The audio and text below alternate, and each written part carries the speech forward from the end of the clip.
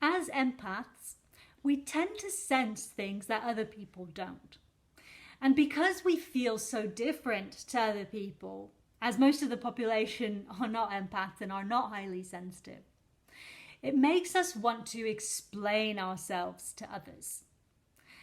And when we feel this way, it's usually because we want our feelings and needs to be validated. Now, everyone has desires to feel validated. It's part of the human experience, and we all want to feel a part of a community. We all crave the sense of belonging.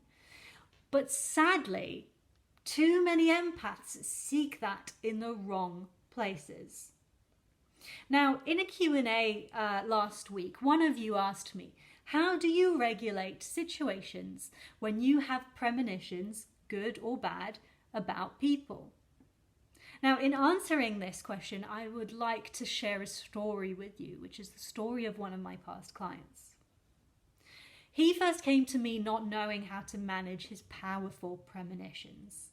He saw things in his dreams and felt the need to either warn people or at least tell people what he knows, that what they're going through and that he can help them. He felt conflicted because he was opening up to people and sharing his premonitions with them, but it wasn't always well received. And by the way, some of these people he knew well and others he didn't know anything about. He clearly valued his gift, rightfully so. It is a gift to be valued.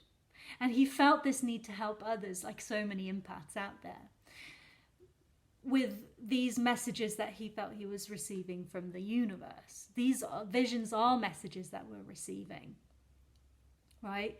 But in essence, premonitions either make you want to warn people of some sort of danger, or they make you want to get closer to people to help them. And the effect for him was that his positive intention was not always well received. It wasn't always received in the way that he wanted. And I could see the excitement as his face would light up every time he spoke about his gift. It makes you want to share it with everyone when you explore this gift that you've got.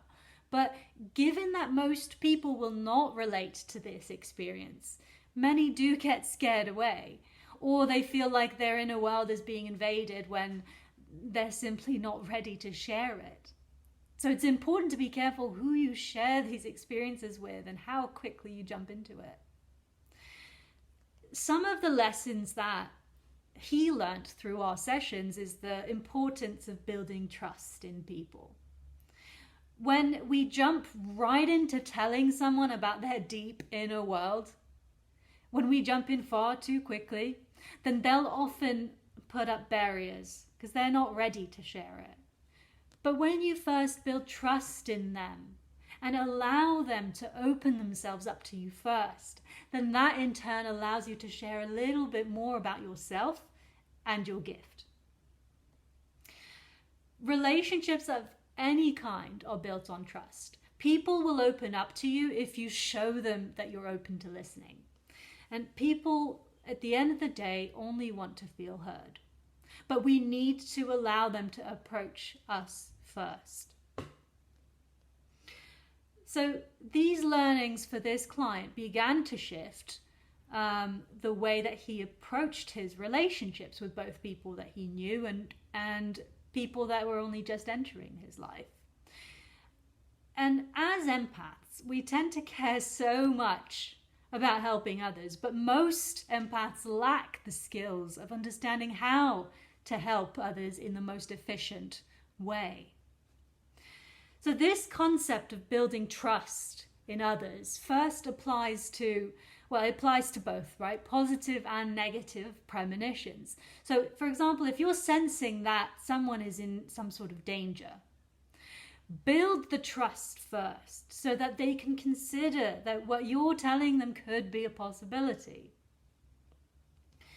In the end, no one wants the opinions or thoughts or feelings, including premonitions of others, to be forced onto them.